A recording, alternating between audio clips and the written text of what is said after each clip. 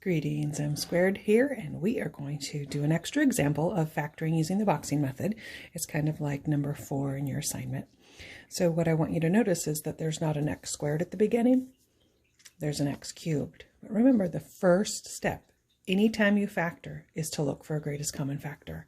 And you'll see that although this is an x cubed, we have an x squared and an x. That means there's an x in every single term. There's not any other greatest common factor. That's even. So 2 and 5, that's a 9. That's a bunch of 3s, 3 times 3, right? So that's not going to have any other number greatest common factor, but it does have an x. So the very first thing we do is we factor out an x. So when I do that, I get 10x squared, 9x, and 2.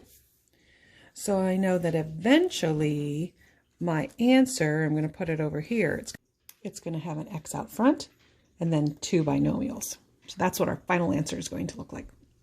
So we've got to do a couple things. We've got to just work with what's in parentheses here. Remember, we took the x out. That's going to be part of our final answer. But for right now, we're just going to ignore it because we don't need it to factor this trinomial. So what we do is we find a times c. And we know that 10 times 2 is 20. So that would have been 20x squared. And then we put the linear term over here. And we try to find 2 factors of 20x squared that add up to 9x. So remember, the way to get it every time is just to systematically go through. So I would say 1 and 20. I'm going to ignore the x squared for a minute because I know there's going to be an x in both factors. There's going to be a 2 times 10. 3 doesn't work. 4 does.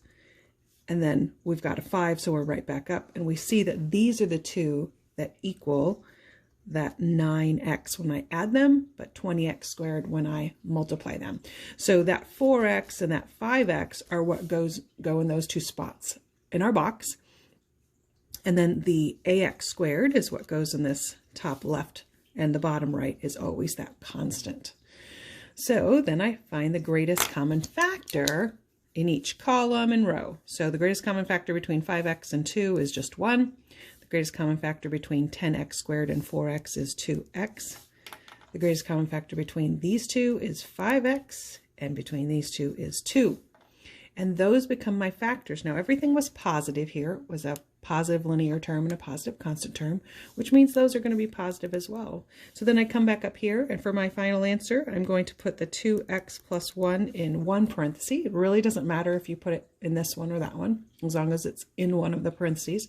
And then my 5x plus 2 is going to go in the other parenthesis. That's my final answer. To double check, what I like to do is just to, do our FOIL. So 2x times 5x. We really double check down here, but sometimes you make a mistake with the greatest common factor. So I just like to check. 2x times 5x is indeed 10x squared. 5x, remember, we get a 5x here, and then we get a 4x here. And if I add those together, I definitely get a 9x. And that was my linear term. And then 1 times 2 is 2. So this is my final answer. Hope that example helped. M squared, signing out.